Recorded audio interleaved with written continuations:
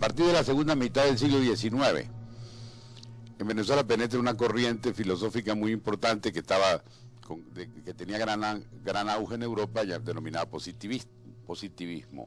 A partir del gobierno de Guzmán Blanco, el pensamiento positivista se introduce en Venezuela. El primer discurso positivista de América Latina se da en Venezuela en 1864, el doctor Rafael Villavicencio, en el acto de grado de la Universidad Central de Venezuela, y eso provoca una fiebre entre los estudiantes. Y por supuesto que en las ciudades había unas ciertas élites intelectuales importantes, muy influidas por lo que Guzmán Blanco trajo al país. Guzmán Blanco fue un déspota, pero fue un déspota ilustrado, que fundó la Academia Venezolana de la Lengua y que trajo a un gran escritor, pensador y científico llamado Adolfo Ernst. Y de Adolfo Ernst se desprende, fundamentalmente en Caracas, pero también en las ciudades pequeñas, eso que se llamó el reflejo de la Ilustración del siglo XVIII, que fue el positivismo. Lo que se busca ahora es el progreso de la sociedad a través de una civilización cuyo fundamento tiene que ser científico.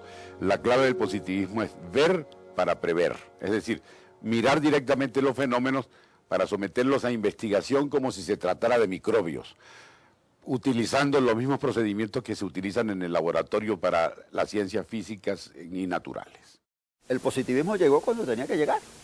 Sucede que el positivismo estaba en su gran apogeo en Francia y en Europa y por supuesto se traslada a los países hispanoamericanos.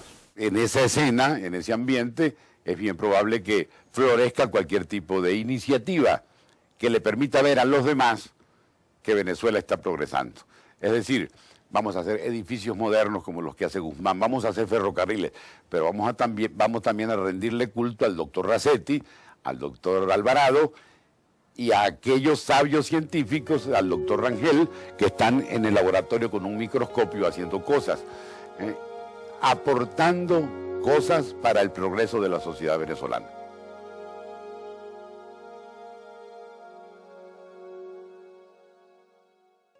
Godofredo Augusto Canoche nació en Alemania el 17 de marzo de 1813.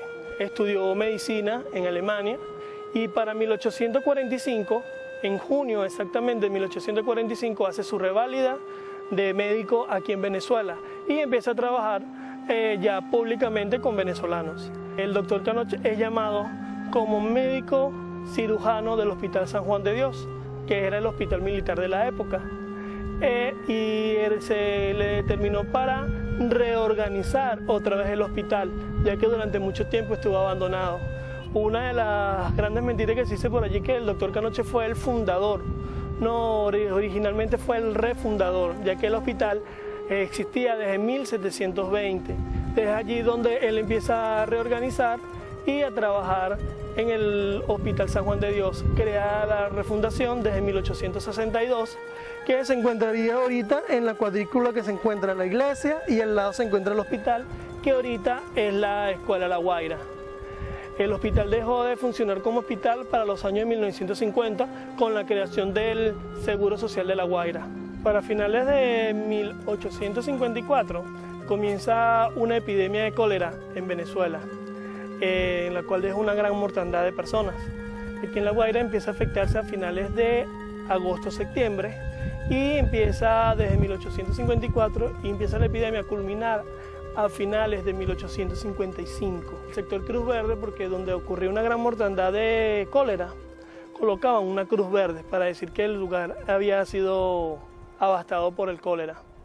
Entonces, hasta el sol de hoy permanece la cruz verde en el lugar. Lo importante que vemos aquí en la epidemia es que el doctor Canoche trabajó en consideración con toda esa persona, hacían visitas de casa en casa, daba lo que eran los medicamentos. Llegamos a tener acceso a una serie de facturas donde se les pagaban a diferentes doctores en el proceso del cólera. Y vemos en una donde, aunque el doctor Canoche había atendido una gran cantidad de personas, era el que menos estaba cobrando allí. Creó también una fórmula para embalsamar cuerpos y empezó a ser probada en diferentes personas.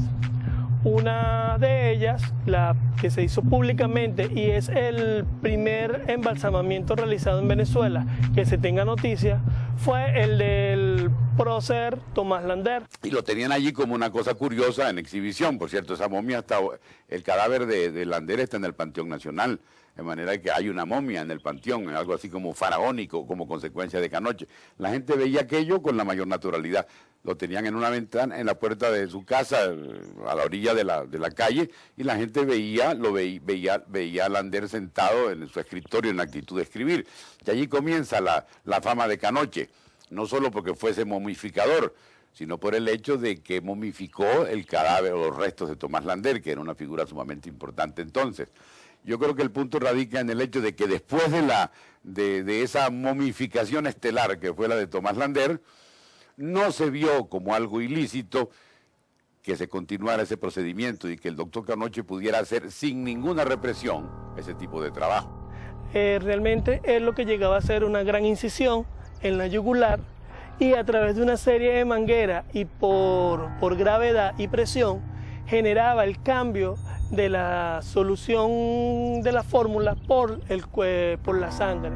Por un lado entraba la solución y por el otro lado entraba la sangre. Entonces lo que hacía era eliminar prácticamente la sangre del cuerpo y la sustituía por la fórmula. También se dice que la colocaba en un espacio sumergido con la fórmula para que el cuerpo se impregnara bien con los elementos.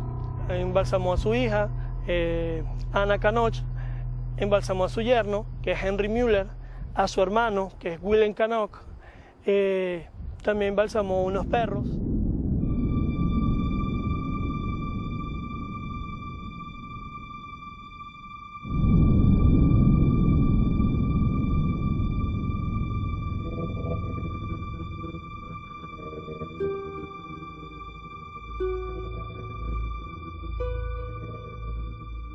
Cuando llegas al mausoleo, encuentras el lugar cerrado donde están todas las criptas, las 6 criptas, y hay una ventilación muy fuerte como para conservar más los cuerpos. Luego sales, hay unas escaleras que suben como un patio, como una azotea del mausoleo, y puedes ver desde allí lo que es todo el puerto de La Guaira.